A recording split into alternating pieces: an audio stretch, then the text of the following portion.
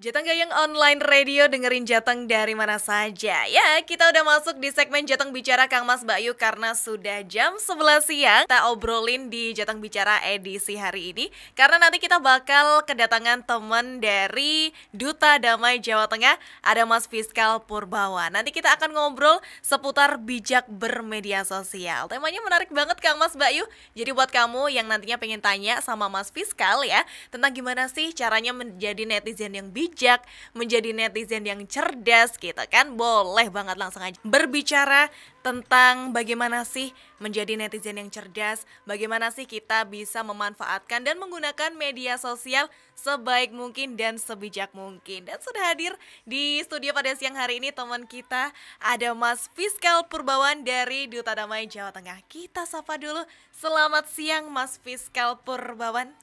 Selamat siang Kak Sita dan juga pendengar Jateng Gayeng Online Radio. Iya, gimana kabarnya Mas Fiskal? Alhamdulillah kabar baik. Alhamdulillah kabar baik. Masih semangat ya puasanya ya? Wah masih. Masih. Wajib. Nggak nunggu buka kan Mas ya? Masih lama karena bukanya. Oh iya sih.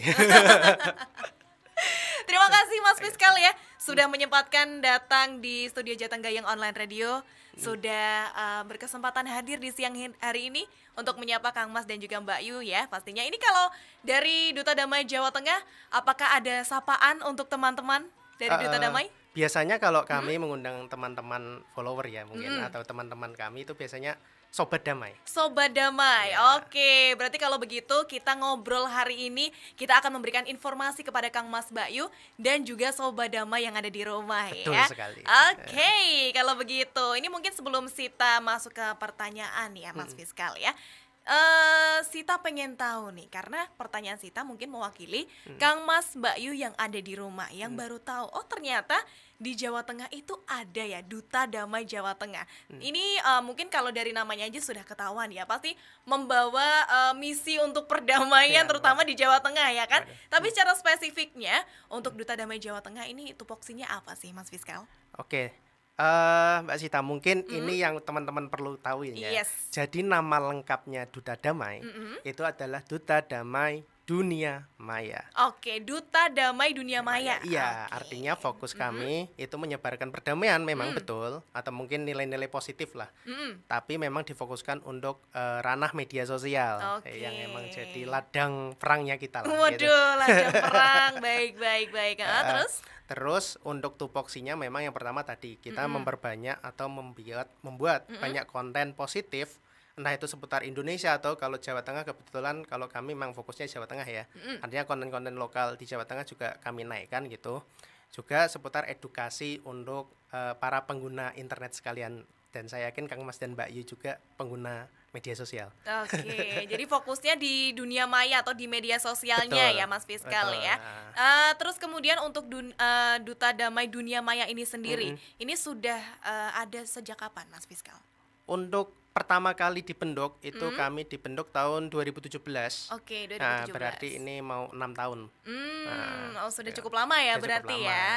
Oke, ini anggotanya saat ini sudah ada berapa orang Mas Fiskal? Ya, kalau anggota aktifnya sekitar 120-an mungkin ada ya. 120. Oh, Iya, wow, dan yang jadi oke. pengurus itu saat ini sekitar 20 sampai 25 anggota yang jadi pengurus. Untuk pengurus berarti ada divisi-divisinya dong. Betul, ada Nah, divisi-divisinya. divisinya apa aja, Mas Fiskal? Kalau kami ada 3 pembagiannya ya, mungkin secara besarnya ada divisi pembuatan konten dan juga divisi harian gitu. Oke. Kalau divisi pembuatan konten ada 3. Yang pertama blogger, itu artinya nanti dia yang bikin copywriting kontennya, bikin konsep kontennya, mau bikin apa gitu kan. Terus yang kedua ada DKV. Kalau DKV ini desainnya. Oke. Atau mungkin bikin video begitu. Lalu yang ketiga ada IT, ini biasanya yang menangani pengelolaan media sosial maupun website yang kami kelola. Itu untuk bagian yang pembuatan konten. Nah, untuk yang bagian kedua itu ada harian. Oke. Itu ada humas, terus ada PSDM, terus ada koordinator, terus wakil koordinator, bendahara, dan sekretaris. Oke, wah cukup banyak ya. Ini pastinya juga dengan mengemban tugas dan amanahnya masing-masing Betul, ya Mas tugasnya Fiskal ya. banyak. Oke, tapi untuk Duta Damai Dunia Maya ini sendiri apakah cuma ada di Jawa Tengah atau di provinsi lain juga ada? Wah, banyak. Oh banyak ya, oh banyak. Iya, Oke, kalau di oke. total Heeh. ya segitu sudah sekitar 18 provinsi lebih 18 sudah provinsi. ada duta damai dunia maya yang lain, Mm-mm. dan insya Allah tahun ini Mm-mm. dari Badan Nasional Penanggulangan Terorisme selaku yang membentuk kami Mm-mm. akan berusaha untuk membentuk eh, total 34 provinsi selanjutnya, alias semua Indonesia nanti akan ada duta damai dunia maya. Oke, Asik, asik banget tuh. Jadi biar perdamaian makin menyebar luas di seluruh tanah air ya, Mas Betul, Fiskal betul ya. sekali. Nah, tapi kalau untuk Duta Damai ini sendiri nih, Mas Fiskal, apakah dalam menyebarkan misi perdamaian melalui media sosial, ini Duta Damai bergerak sendirikah atau ada stakeholder bekerja sama dengan pihak lain? Nah, kalau sendirian capek, Mbak. Iya, betul. Makanya ini ada yang membantu kah atau bagaimana, Mas Betul, Fiskal? betul, banyak. Kami punya beberapa mitra kolaborator dan juga beberapa mitra lain, baik itu di instansi pemerintah maupun di teman-teman apa namanya, organisasi Oke. anak muda terutama ya. Hmm. Kalau untuk organisasi pemerintah kami sudah melakukan kolaborasi juga dengan BNPT tentunya selaku induk kami atau yang mewadai kami.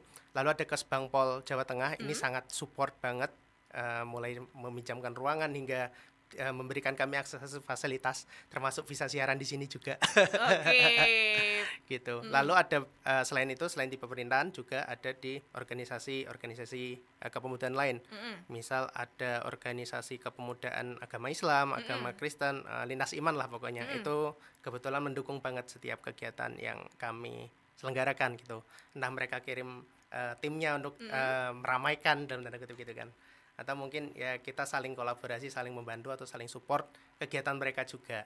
Oke, Begitu. saling mendukung satu sama lain Betul. ya. Berarti dari kegiatan di Duta Damai Jawa Tengah ini ada apa aja, Mas Fiskal? Untuk kegiatannya mungkin saya bagi jadi dua aja yang besar. Oke. Yang pertama terkait tentang ya namanya Duta Damai Dunia Maya kan, artinya harus ada program yang berkaitan dengan media sosial.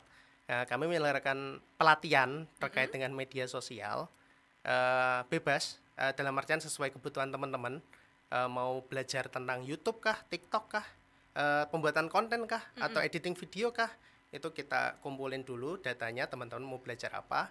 Kalau sudah diputuskan, nah itu nanti tim kami ada yang memutuskan. Misal kita mau belajar bikin TikTok nih, ya udah kita bikin TikTok gitu kan. Itu yang pertama.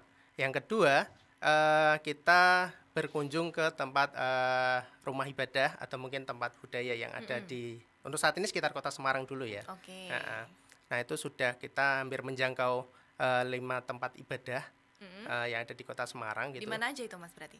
Sejauh ini kita ada di Pura Agung Kirinata, gereja yang di mana itu? Tugu Muda. Oh, di gereja, Gereja- ini katedral. Katedral, Yes. Katedral Agung. Terus juga Kesusteran PI namanya, Penyelenggara Ilahi.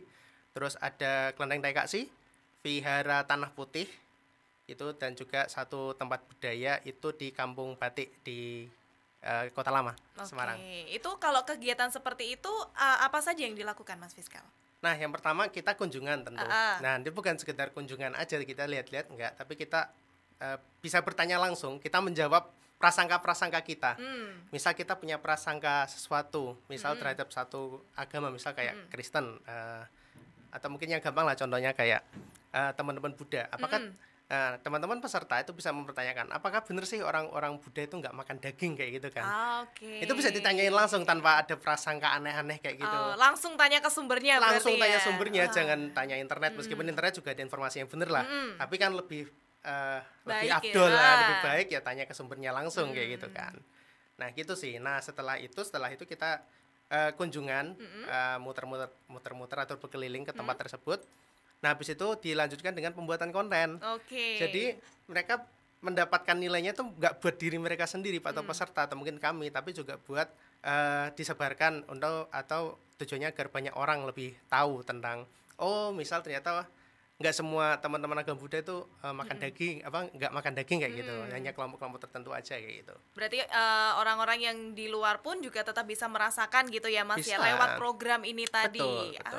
Oke. Terus kalau yang di Kampung Budaya tadi kegiatannya apa saja, Mas? Nah kalau yang di Kampung Batik ya, Kampung Ah, Batik, oh iya, Kampung Batik, Kampung Batik Kota Lama itu kemarin, itu waktu bulan Oktober itu kita membatik bersama dengan teman-teman komunitas pemuda lintas iman dan juga lintas negara bahkan. Oh, lintas negara bahkan. Jadi internasional nih. Wih, eventnya internasional luar biasa. Nah, waktu itu kita berhasil ngundang teman-teman mahasiswa dari Thailand Selatan dan juga dari Afghanistan. Oke. Ya, di situ kita dapat cerita-cerita menarik tuh, terutama yang Afghanistan. Gimana tuh Mas pengalaman mereka waktu berkunjung ke kampung batik, terus sempat batik juga ya berarti? Iya, benar. Kita membatik. Itu gimana tanggapan mereka? Nah, jadi di kampung batik itu kami membatik, namanya batik persatuan atau batik solidaritas. Nah, itu yang merancang batiknya adalah warga dari kampung batik itu. Oke. Gitu kan. Nah, di sana kita disediakan alat batik, kainnya, terpalnya, bahkan juga makanannya. Waduh, bahas makan.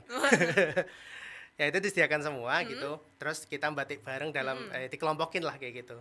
Nah, di sana kan nggak cuma batik doang tuh, kita ngobrol gitu.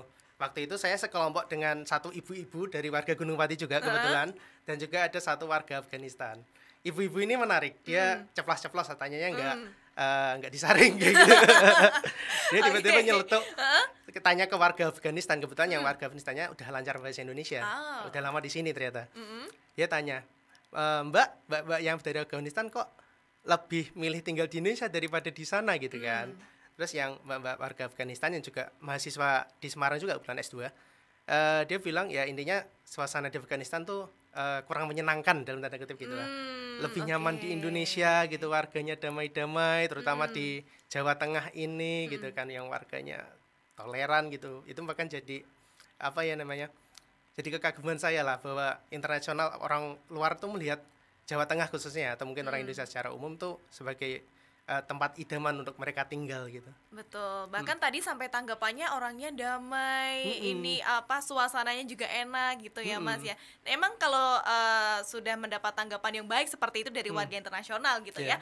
Kalau sebagai warga Indonesia sendiri, terutama warga Semarang, kita pastinya juga punya tanggung jawab untuk tetap menjaga perdamaian tersebut. Betul, ya Mas wajib. Ya. Udah dapat testimoni bagus ya, harus dijaga. Itu kalau sudah dapat testimoni bagus harus tetap dijaga. Betul. Ini nanti kita bakal bahas lebih lanjut lagi tentang gimana sih caranya menjaga perdamaian, terutama lewat media sosial ya Mas Fiskal ya. Dan buat Kamas sama Mbak Yu yang nantinya pengen tanya ke Mas Fiskal juga boleh banget, langsung aja ke WhatsApp kita ada di 0813 9965 9922. Kita break sebentar Mas Fiskal, nanti kita bakal balik lagi ke Mas Mbak Yu. So jangan kemana-mana, tetap di Jateng Bicara. Tapi ini kegiatannya emang dilakukan rutin kah atau gimana? Ini menjadi agenda yang seperti apa Mas Fiskal? Rutin ya? Paling cepat ya bulanan lah gitu. Oke, paling cepat bulanan. Walaupun lagi ada hektik-hektiknya nih teman-teman ya paling 2 bulan sekali gitu kan. Oke. Itu paling paling lama itu paling 2 lama, bulan betul, sekali ya. Tapi paling rutin ya 1 bulan sekali pasti ada. Oke, I see. Nah, tapi kalau semisal kita tadi ya Mas kembali ke topik, kembali ke tema bijak tentang bermedia sosial. Menurut Mas Fiskal sendiri nih, lebih sulit menjaga kedamaian di dunia nyata atau di dunia maya Mas Fiskal? Waduh, ini pertanyaan yang super duper sulit. Kenapa Mas Fiskal? Kenapa sulit? Karena saya nilai kedua menjaga perdamaian di dunia maya dan dunia nyata ini saling berkaitan. Gitu. Dan kalau disuruh memilih salah satu tentu itu pilihan yang sulit gitu kan. Tapi mungkin karena kebetulan kami bergerak di dunia maya, jadi mungkin lebih nyamannya kita menyebarkan nilai-nilai positif gitu lah. Nggak cuma perdamaian, nilai-nilai positif itu banyak. Dan juga nilai-nilai inspiratif tuh melalui media sosial atau mungkin dunia maya gitu.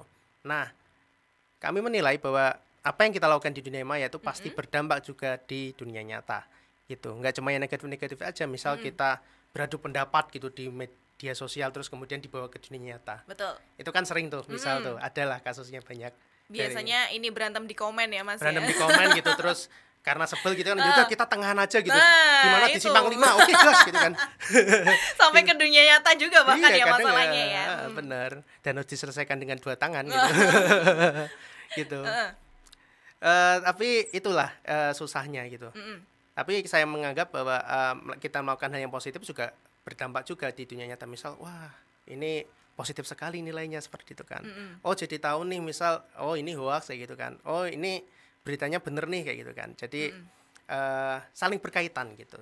Dan jika disuruh memilih ya mungkin media sosial gitu. Kalau saya. Oke, dan ini juga kami lah. jadi untuk dunia maya sendiri nih Mas, mungkin kalau aku menilainya ya sebagai seorang netizen juga, karena kan kita kalau di media sosial lebih sering menggunakan akun-akun fake, akun-akun anonim. Benar, Nah, akun-akun anonim. itu kan yang makanya membuat kita di media sosial itu sering mengemukakan pendapat secara sembarangan dalam tanda kutip gitu kan, dengan alasan bebas gitu, kebebasan berpendapat. Nah, tapi menurut Mas Fiskal sendiri, ini gimana sih caranya biar kita tidak menyalahgunakan kebebasan berpendapat itu di media sosial yang nantinya akan mengarahkan kita ke hal-hal yang bisa menyebabkan perpecahan, menyebabkan keributan, itu gimana Mas Fiskal? Iya, kebebasan kebablasan ini. Nah, kebebasan kebablasan lebih tepatnya kali ya. Kebebasan kebablasan ini tuh jadi satu tantangan terutama di Indonesia ya. Yang pertama terkait memang aturan yang ada saat ini UU ITE. Bagi saya tuh memang sudah bagus, ini langkah bagus. Cuma memang masih perlu dikaji lebih lanjut lagi, mengingat aturan itu memang sensitif dan di beberapa negara lain juga itu cukup efektif untuk mengurangi ujaran kebencian gitu. Nah yang kedua memang terkait akun fake ini emang nggak bisa dihindari sih. Orang-orang memang ingin tadi yang mau bebasnya bablas gitu kan. Itu ya pasti secara sadar dia bikin akun fake pasti. Dia nggak mungkin pakai akun miliknya sendiri atas namanya sendiri gitu, tapi dia pasti akan membuat akun fake dan jenis itu. Nah, cara menanggulanginya adalah bagaimana kita membangun iklim, kalau menurut saya sih, iklim media sosial kita yang lebih dalam tanda artian lebih ramah, lebih bijak, lebih baik lah seperti itu. Misal kita agak mengurangi kata-kata kasar gitu dalam konteks-konteks. Dalam beberapa konteks lain kata-kata kasar bisa dianggap bercanda, oke lah, it's okay. Cuma memang kalau bisa memang dikurangi gitu, karena itu bisa menimbulkan salah paham yang berkepanjangan itu. Yang kedua, teman-teman, ini pesan buat saya pribadi juga sih. Jari emang agak susah dikendaliin sih daripada mulut gitu kan. Makanya teman-teman ketika menerima informasi gitu kan, entah itu kemudian benar atau enggak, mohon ditahan dulu, jarinya jangan langsung di-share, minimal baca dulu. Jangan baca judul doang. Karena gitu. Judul kan provokatif kadang ya Mas ya. Judul memang provokatif, memang biar tujuannya biar apa? Biar teman-teman ngeklik. Thumbnail juga ya Thumbnail kan? juga, betul. Makanya tahan dulu, minimal kalau emang judulnya provokatif dibaca dulu, atau mungkin kalau bentuknya thumbnail video ya ditonton dulu, nggak apa-apa lah. Nah, itu diamati betul-betul. Nah, kalau emang kelihatannya ini kok mengarahnya ke ujaran kebencian atau mungkin bahkan hoax, ya udah jangan disebar gitu. Cukup teman-teman simpen sendiri, atau mungkin teman-teman kalau mau ya report aja. Kan banyak media sosial sudah menyediakan fitur itu. Betul. Laporkan kalau ini hoax, laporkan kalau ini mengandung ujaran kebencian gitu. Biar akun-akun seperti itu juga hilang, meskipun kalaupun hilang juga bakal tumbuh lagi, ada lagi gitu. Cuma dengan dia segera hilang, ya itu juga menghambat dia lah untuk segera berkembang. Kayak gitu, Mbak Sita. Tapi menurut Mas Fiskal sendiri nih, apa sih yang membuat masyarakat Indonesia, terutama anak-anak muda, mereka itu dengan mudahnya gitu mengeluarkan ujaran kebencian, kemudian mereka juga dengan mudahnya tadi ya menyebarkan berita hoax tanpa itu tadi dibaca dulu, terus dilihat dulu apakah ini beritanya benar atau enggak. Itu kira-kira menurut Mas Fiskal kenapa itu Mas? Saya rasa pribadi manusia sih. Pribadi manusia pribadi manusia dalam artian memang lebih suka informasi yang kontroversial gitu. Entah itu kemudian berguna baginya atau enggak gitu kan. Apalagi buat anak muda yang lagi semangat-semangatnya cari jati diri gitu kan. Lagi semangat-semangatnya cari perhatian gitu kan, cari viral gitu kan. Itu yang bahaya. Nah, makanya dengan semangatnya bagus, oke. Cuma jalurnya mungkin sebagian kurang tepat gitu. Karena memviralkan hal-hal yang kurang bagus, atau mungkin memviralkan hal-hal yang negatif atau bahkan hoax atau bahkan mengandung ujaran kebencian gitu. Itu sih. Ini memang harus dituntun ke jalan yang benar gitu ya Mas. Betul. Dan perlu tadi mungkin adanya pengawasan dari orang yang lebih dewasa. Betul, terutama untuk anak-anak ya. Iya, karena kan kalau zaman sekarang tidak ada batasan untuk orang megang gadget, bahkan anak 5 tahun sekarang sudah pegang gadget. Kalau tidak diawasi orang tua itu pasti sangat bahaya sekali ya Mas Fiskal. Betul, ya. anak usia 5 tahun tapi media sosialnya ngakunya 18 tahun. Nah, Ada. itu banyak itu ya. Banyak. palsuin umur. Dan itu pastinya bahaya banget nih. Nah, tapi kalau dari Duta Damai Dunia Maya Jawa Tengah sendiri, ada nggak sih Mas program-program yang pastinya berkaitan dengan media sosial untuk menyebarkan kedamaian, terus untuk apa ya, tetap menjaga gitulah ya kedamaian di media sosial itu sendiri, ada nggak program dari itu? Kalau dari Duta Damai sendiri kebanyakan karena tadi ya market kita anak-anak pelajar gitu. Jadi kami memfokuskan diri kami untuk banyak kunjungan ke sekolah gitu. Nah, sekolah kebetulan perlunya apa gitu seputar edukasi terkait penggunaan media sosial atau mungkin gadget secara umum. Nah, kita bisa fasilitasi itu, entah misal kecanduan game. Nah, tapi untuk Semarang ini kebetulan kebanyakan memang cyberbullying. Keresahannya tentang cyberbullying. Betul, ya. keresahan pimpinan-pimpinan sekolah, kepala sekolah ataupun guru-guru itu kebanyakan cyberbullying, dan juga kebetulan ini satu fokus juga dengan apa yang dilakukan oleh di Dinas Pendidikan Kota Semarang yang juga tengah mengurangi angka cyberbullying di Kota Semarang. Oke. Gitu. Karena memang dampaknya sangat besar sekali kalau cyberbullying ya Mas ya. Betul. Cyberbullying kalau kita berkaca dari negara lain ya, ujungnya bunuh diri itu sering. Yes. Terutama kalau kita ngomongin negara-negara Asia Timur kayak Korea Selatan ataupun Jepang, itu kena serang dikit ya udah kena mental tuh, udah mengurung diri itu udah paling bagus sebenarnya, mengurung diri, menjauhi diri dari masyarakat tuh. Tapi kalau sampai bunuh diri, dan itu sering di Jepang, dan itu udah puncaknya gitu kan. Dan itu pastinya sangat membawa luka. Karena kalau orang yang menerima bulian, menerima cacian, apalagi di media sosial, ini orang yang tidak kenal tapi menjudge diri kita sedemikian sedemikian kerasnya, sedemikian judgmentalnya gitu kan. Betul. Dan gak cuma warga biasa, kalau kita berkaca lagi ke Korea Selatan dan Jepang ya. Iya, betul. Lagi-lagi contohnya itu. Banyak public figure atau mungkin artis-artis sana yang meninggal atau mungkin bunuh diri ya karena itu stres cyberbullying atau kena kasus apa terus diserang oleh netizen gitu kan. Padahal kasus itu belum tentu benar gitu, hanya cuma rumor-rumor gitu kan. Tapi namanya public figure kan memang resikonya begitulah, apalagi di negara Asia Timur industri hiburannya parah gitu kan. Iya, betul. Tapi 1 jam ini adalah 1 jam obrolan yang berbobot pastinya ya. Tadi udah dikasih tahu tentang program-program dari Duta Damai Dunia Maya Jawa Tengah. Ini menarik banget ya Kang Mas Bayu. Nah, Sita juga mau tanya nih, mungkin kedepannya ada nggak sih Mas program-program dari Duta Damai Dunia Maya Provinsi Jawa Tengah untuk itu tadi menyebarkan kedamaian? Ada nggak program selanjutnya? Untuk program selanjutnya mungkin kita tetap mempertahankan program yang rutin ini ya. Artinya yang pertama pembuat konten di dunia maya itu of course wajib. Yes. Yang kedua mungkin program pengembangan media sosial atau kemampuan teman-teman seputar media sosial juga kami tingkatkan. Terus yang ketiga program-program kunjungan ke rumah ibadah itu juga akan kami tambah gitu. Gitu untuk mungkin cakupannya atau mungkin biar bisa makin menjawa tengah lah gitu, nggak cuma di Semarang gitu. Mungkin lebih ke ekspansinya sih Mbak, karena kemarin kan kita lebih banyak di Semarang gitu, karena kebetulan sebagian besar anggotanya warga Semarang gitu kan. Itu terus ya kita berencana untuk mengekspansinya lebih lanjut lah gitu. Kira-kira gambarannya untuk kedepannya ekspansinya mau kemana aja Mas? Yang pertama kita ngincar Magelang sih. Oh Magelang ya, yang dekat-dekat dulu ya. Iya, Magelang atau mungkin Ungaran lah. Ungaran tuh sebenarnya banyak potensi di sana yang bisa kita sampaikan kepada dunia gitu kan. Ungaran banyak gitu. Dan kalau bisa syukur se-Jawa Tengah sih bisa kita kunjungi satu-satu gitu kan. Oke. Roadshow. Baik. Nah, ini pesan-pesan mungkin ya sebelum Sita dan juga Mas Fiskal pamit nih dari Jateng Bicara.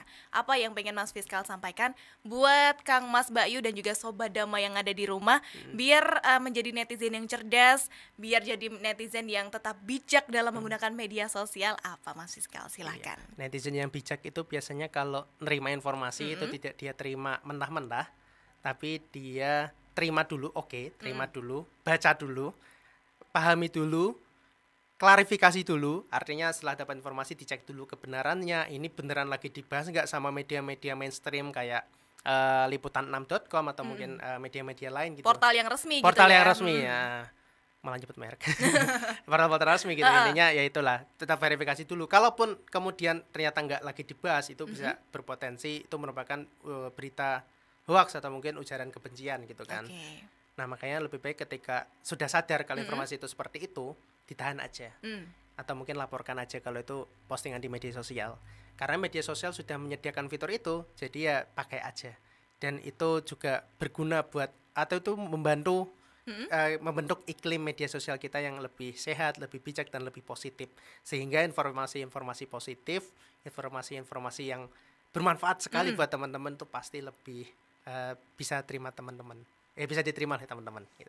Oke, itu tadi. Tapi yang penting dari diri sendiri dulu Betul, ya Mas dimulai ya. dari diri sendiri Yes. dulu gitu. Nanti kalau diri sendirinya banyak gitu kan, nanti kebentuk iklimnya sendiri. Nah, itu dia luar biasa. Kalau gitu terima kasih Mas Oke, Fiskal ya. terima kasih Kak Sita. Terima kasih sudah menyempatkan hadir di Jateng Bicara hari ini. Sudah ngobrol bareng Sita 1 jam dan juga Kang Mas Bayu serta Sobat Damai yang ada di rumah ya.